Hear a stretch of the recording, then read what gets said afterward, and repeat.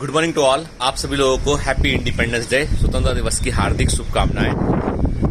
आज हमारी कंट्री को जो है वो हम इतने सालों बाद 74 ईयर्स ऑलमोस्ट हो चुके हैं, और अब हम जो है वो आज भी जब हम देखते हैं आज़ादी की ओर कि हम जो है पूरे परिप्रेक्ष्य में बात करते हैं, हम बात करते हैं कि हमको इंडिपेंडेंस मिला कि ठीक है, हमें समझ में आया कि हमें जो है वो ब्रिटिश हुकूमत से हम जो है वो आज़ाद हुए और हमने अपना खुद का सिस्टम जो है खड़ा किया, और हमारे देश के लोगों ने ही जो है वो हमारी कंट्री को आगे बढ़ाने में भूमिका निभाई। ठीक है, लेकिन आज भी यदि आप देखें ब्रॉडर पर्सपेक्टिव में, तो आज़ादी हमको बहुत सारी चीज़ों से हमको चाहिए कि हमको आज़ादी चाहिए गरीबी से, हमको आज़ादी चाहिए जो है वो हेल्थ केयर समस्याओं से, कि जैसे हम देख रहे हैं आज की कोरोना की सिचुएशन में क्या हुआ बेटा, हुआ ये कि जो है बड़े पैमाने पर जिस घटना ने मुझे जो है वो सबसे अधिक अफेक्ट किया वो था कि बड़े पैमाने पर बड़े बड़े मेट्रोपॉलिटन शहरों में काम करने वाले जो मजदूर हैं, वे मजदूर जो है वो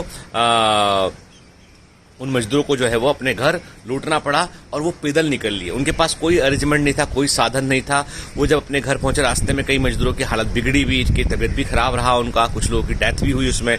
और वो मुंबई से सोचिए बिहार जा रहे हैं या दिल्ली से बिहार जा रहे हैं, तो जो पैदल निकल लिए अपने घरों की ओर, मतलब कितना मजबूर हालत रहा होगा उस समय कि हमें देखकर रोज अखबारों में खबर पढ़ा करते थे, देखा करते थे न्यूज में कि मजदूरों का मास माइग्रेशन हुआ बड़े शहरों से गाँव की ओर। तो हमें ये सोचना पड़ेगा आज भी, क्या आज भी एक आम आदमी इतना मजबूर है कि एक बड़ी आबादी जो है समस्या होने पर सड़कों पर निकल जाती है। वो आज जब मेरे आसपास आप देखें, बड़ी बड़ी बिल्डिंगें दिखाई पड़ रही हैं, आसपास और भी इमारतें हैं, कुछ बन भी रही इमारतें यहाँ पर है। जब इनमें काम शुरू हुआ दोबारा अभी अनलॉक के दौरान, तो इन बिल्डर्स ने जो है वो बसेस भेजी उन्होंने, जहां यानी जिन गांवों से मजदूर आते थे वहां पे कॉन्ट्रैक्टर के थ्रू उन्होंने बसेस को भेजा।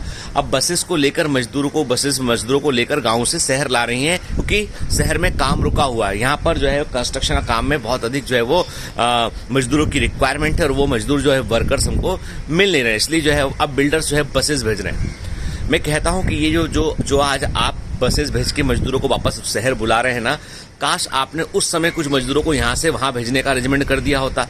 ठीक है, या कम से कम इस बात को इंश्योर कर दिया होता कि वे इस बात को लेकर घबराए ना वो कि यहाँ पर अकेले रहेंगे तो उनको कुछ नहीं होगा, उनको खाना मिलता रहेगा। क्योंकि बहुत सारे ऐसे लोग हैं आज भी देश में जो दैनिक मजदूरी पे काम करते हैं, यदि एक दिन काम नहीं करेंगे तो अगले दिन के खाने का कोई अरेंजमेंट नहीं होगा। और ये एक सबसे बड़ी चीज़ है जिससे हमको जो है वो इंडिपेंडेंस, आज़ादी चाहिए। हमको आज़ादी चाहिए इस बात से कि हमारे देश का कोई भी नागरिक जो है वो ऐसी विषम परिस्थिति में खाली पेट ना सोए। सरकार ने हालांकि जो है वो अनाज वितरण किया, बहुत कुछ करने की कोशिश की उसने, लेकिन मैं हर बार ये कहता हूं कि हर बार आप जो है आपदा आने के बाद आप राहत सामग्री का वितरण करते हैं, यानी क्राइसिस आने के बाद में आप जो है वो उसको क्राइसिस का मैनेजमेंट करते हैं। Why not we can create a condition कि यहाँ पे क्राइसिस की संभावनाएं कम से कम हो, उस पर हमें काम करना चाहिए।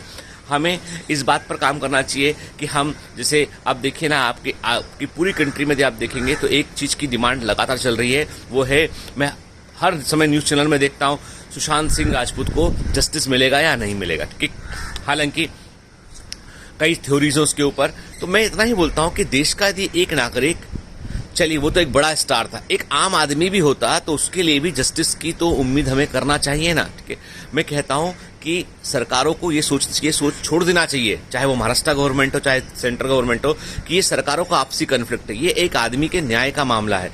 यदि सीबीआई जांच से दूध का दूध पानी का पानी होता है तो सीबीआई जांच पे जाया जाए उसके लिए, क्योंकि केवल इससे बिहार नहीं, पूरा का पूरा जो है कंट्री स्तब्ध है। वो देख रहा है, देश का हर नागरिक देख रहा है कि हर बच्चा देख रहा है कि हमारा जस्टिस सिस्टम कैसे काम करता है।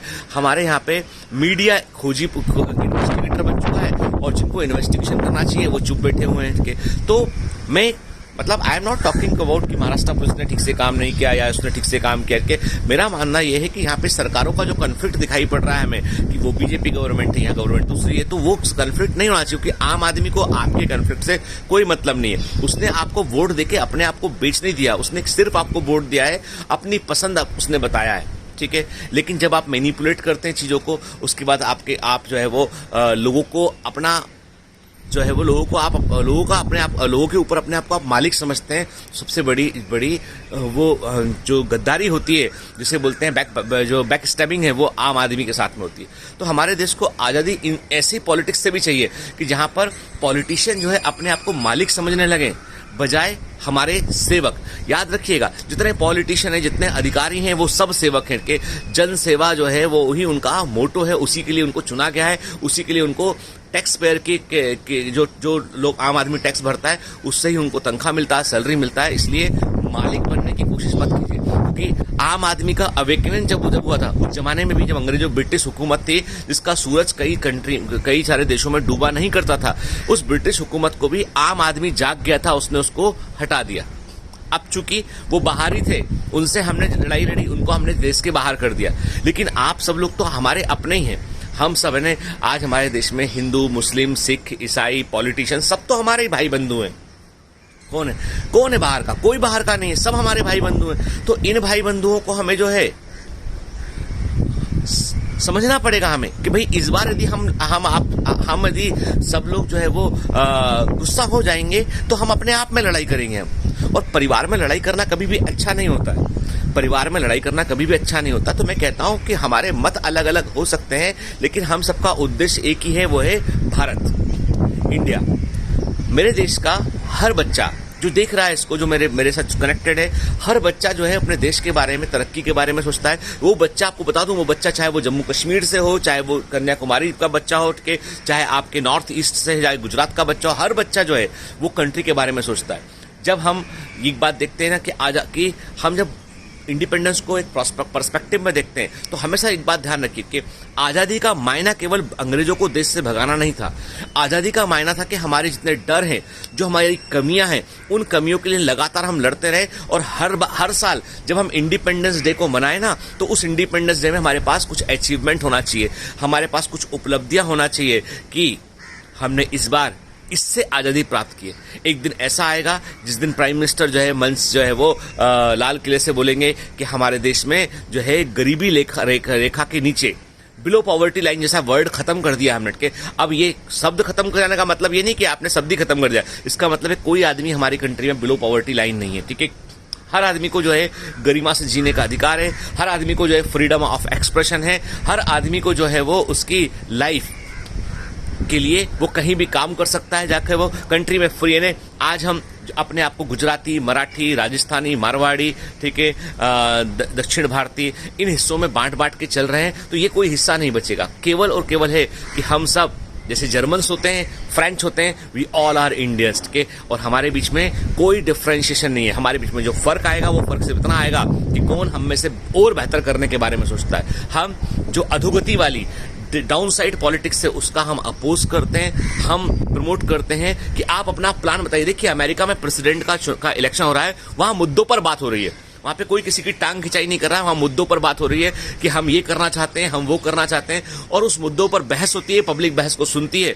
हमारे यहाँ पे टीवी चैनल जो बहस करते हैं वो भिंडी बाजार है, वो बहस नहीं है, ठीक है, सब्जी मंडी के समान है वो। तो हमको आजादी चाहिए किन चीजों से?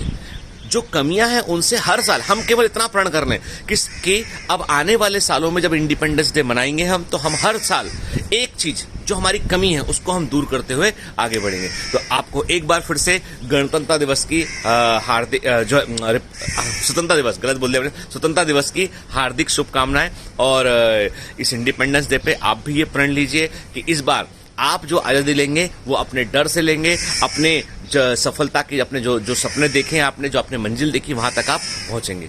All the best, have a great day.